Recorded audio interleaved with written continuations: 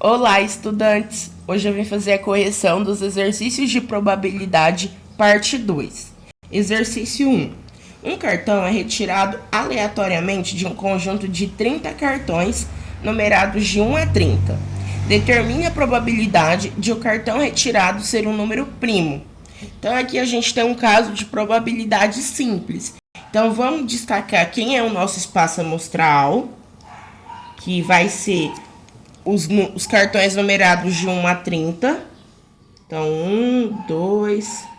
Eu não vou pôr todos, mas é de 1 a 30. O evento é te retirar um cartão e ele ser um número primo. Então, quais as possibilidades que eu tenho de número primo nos números de 1 a 30? Vamos destacar aqui. Primeira informação importante, eu preciso saber o que é um número primo, né, gente? O que é um número primo? É aquele número que é divisível apenas por 1 e ele mesmo. Então, a gente começa com 2, 3, 5, 7, 11, 13, 17, 19, 23 e 29. Eu vi que muitos colocaram 12 elementos, porém, quando a gente coloca aqui os números primos que a gente tem, ó, eu tenho 1, 2, 3, 4, 5, 6, 7, 8, 9, 10. Então, eu tenho 10 elementos no meu evento aqui. Tenho 10 possibilidades dentro de 30. Então, vamos montar a nossa probabilidade? A probabilidade será o seguinte: probabilidade de A é igual ao número de eventos de A sobre o número do espaço amostral. Quem que é o número de A? São as minhas 10 possibilidades que eu tenho de tirar um número primo. Dentro de quantas possibilidades eu tenho? Dentro de 30. Então, ó, eu tenho 10 dividido por 30. Na divisão, se eu tenho esse 0 e esse 0, eu posso dividir aqui. Ou simplificar. Então, eu vou ter 10 vai passar a ser 1 sobre 3. Então, a probabilidade de o cartão retirado ser um número primo é de 1 sobre 3. Poderia fazer a porcentagem? Poderia, mas também poderia deixar em forma de fração. Exercício 2. Os bilhetes de uma rifa são numerados de 1 a 100. A probabilidade do bilhete sorteado ser um número maior que 40 ou número par é... Então, gente, percebam que a gente tem aqui o quê? Esse conectivo ou. Lembra que na nossa aula eu falei que a gente deveria analisar esses conectivos, pois eles iriam nos dar as respostas? Então, esse ou, ele significa união. Me desculpem pelo barulho no fundo, tá, pessoal? Eu tô falando do conectivo ou, é união. Então, eu vou usar qual fórmula? A fórmula da união. Probabilidade de A união B é igual P de A mais P de B menos P de A intersecção B. Primeiro, a gente vai calcular a nossa P de A. Para calcular P de A, eu preciso dos números de elemento de A dividido pelo número de elementos do espaço amostral. Quem que é o nosso P de A? É ser um número maior que 40. Então, quantos números maiores que 40 a gente tem de 1 a 100? Nosso espaço amostral aqui será o quê? Os números de 1 a 100.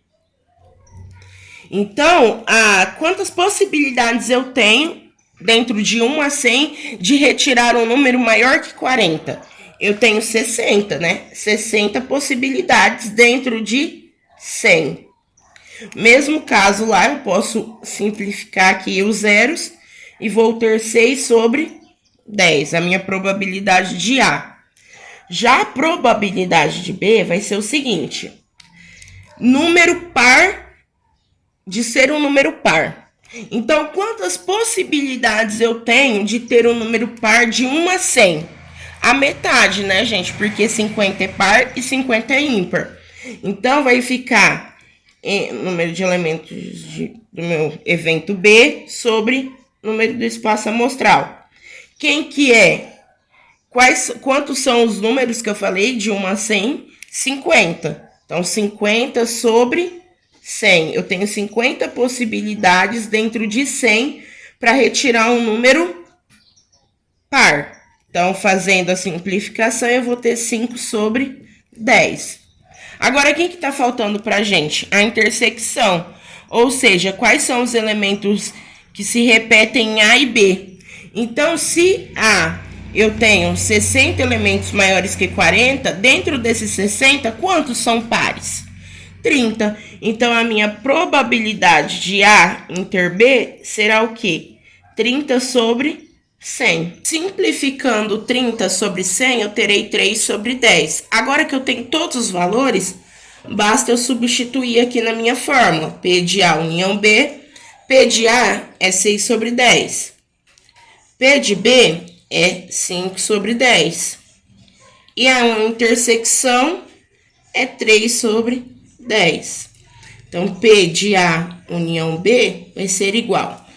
Como eu estou somando e subtraindo fração, os denominadores são iguais, eu repito o denominador e só faço a operação em cima. Então, 6 mais 5, 11. Menos 3, 8. Então, a probabilidade da união de A com B é 8 sobre 10 ou ainda 80%. Se vocês colocaram, não tem problema, tá bom? Mas pode ser deixar 8 sobre 10. Exercício 3. Uma confeitaria produziu 160 sobremesas. 80 dessas sobremesas contêm chocolate, 60 contém chantilly e 20 contém ambos. Se uma sobremesa for selecionada randomicamente, qual é a probabilidade de que ela contenha chocolate? Primeira pergunta. Qual é a probabilidade de a sobremesa conter chocolate e chantilly, sendo que ela já contém chantilly? Segunda pergunta. Então, estudantes, percebam que eu tenho duas perguntas nesse exercício. E quando eu falo a minha segunda pergunta aqui, que é qual a probabilidade de a sobremesa conter chocolate e chantilly, sendo que ela já contém chantilly, a gente está falando de probabilidade condicional. Então, vamos aí.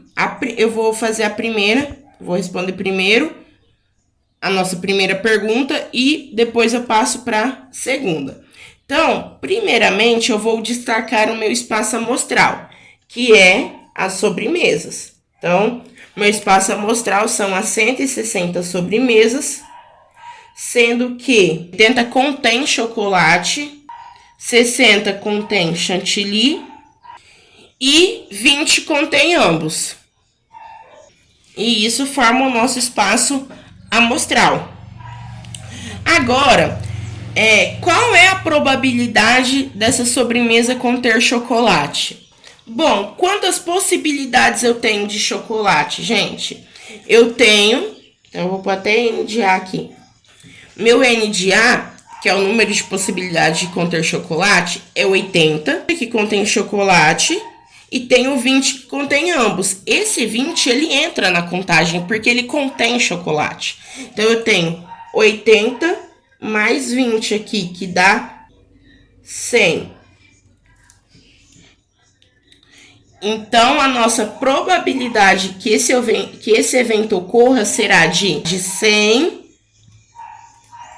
sobre 160, né? Que é o número de possibilidades que eu tenho de sair chocolate sobre o número de possibilidades do espaço amostral. Então, eu posso cancelar um zero aqui e tenho 10 sobre 16. Simplificando por 2, eu terei 5 sobre 8. Então, a nossa probabilidade é de 5 oitavos. Para a primeira pergunta aí. Agora, vamos para a segunda. Qual é a probabilidade de a sobremesa conter chocolate e chantilly, sendo que ela já contém chantilly? Então, percebam que se trata de probabilidade condicional. Então, vocês lembram da fórmula? P de A barra B igual a P de A intersecção B dividido por P de B. Vocês lembram que eu falei que essa P barra B é a mesma coisa que A condicional a B? Ou seja, é a probabilidade de que o evento ocorra, dado que o evento B já ocorreu? Então, qual é o evento que já ocorreu? É ela conter chantilly. Então, a gente vai chamar de P de B, conter chantilly. E aqui vai ser a intersecção entre A e B, né? Então, qual é a probabilidade de que a gente tenha os dois sabores ao mesmo tempo? 20, não é? Então, a nossa probabilidade aqui vai ser 20 sobre P de B, que é o 60. Por quê, gente? Lembra que quando a gente está falando de probabilidade condicional, a gente analisa bem, porque o nosso espaço amostral ele vai ser reduzido para o evento que já aconteceu, que no caso é o 60 de chantilly. E a minha intersecção é aqueles elementos que eles vão ter tanto chantilly quanto chocolate, que são 20 possibilidades. Simplificando, a gente tem 2 sobre 6, isso daqui simplificando por 2 vai me dar 1 sobre 3. Então, a probabilidade de que esse evento ocorra, 1 sobre 3. Exercício 4. Em uma gaveta temos 12 camisas, das quais 4 são de gola polo e o restante de gola normal. Retirando 2 camisas sucessivamente ao acaso e sem reposição, qual a probabilidade de as 2 camisas serem de gola polo? Então, gente, uma coisa que a gente tem que observar aqui é essa palavra sucessivamente e sem reposição. Porque significa que eu vou tirar uma seguida da outra e não vou repor o meu estoque. Então, no vídeo, no meu resuminho, eu deixava um vídeo onde explicava o conceito de sem reposição e com reposição. Então, vamos resolver. Primeira coisa que eu vou fazer aqui é destacar quem é meu espaço amostral. O meu espaço amostral são as 12 camisas, sendo 4 de gola polo e 8 de gola normal, que juntos somam 12 camisas. Ele quer saber qual é a probabilidade, se ele tirar sucessivamente ao acaso e sem reposição, qual é a probabilidade de as 2 camisetas serem de gola polo. Então, aqui a gente tem eventos independentes. Um evento não depende do outro, né? Só que é sem reposição. Então, significa que eu vou tirar uma de gola polo e não vou devolver ela. Então, meu espaço amostral, consequentemente, diminui. Então, a gente tem que ficar ligado nisso. Eu coloquei uma fórmula nos resumos, que é essa daqui. Quando a gente está falando de eventos independentes, a gente faz a probabilidade a probabilidade de A e a probabilidade de B, e a gente multiplica os dois para chegar na resposta final. Então, a probabilidade de A aqui é o seguinte, é a minha primeira retirada. Na minha primeira retirada, quantas possibilidades eu tenho de tirar uma gola polo dentro das 12? 4. Então, 4 sobre 12. Essa é a minha P de A, certo? E a P de B? A probabilidade de eu tirar outra gola polo, sendo que eu já tirei uma. Então, percebam, se eram 4 golas polo, então eu passo a ter 3.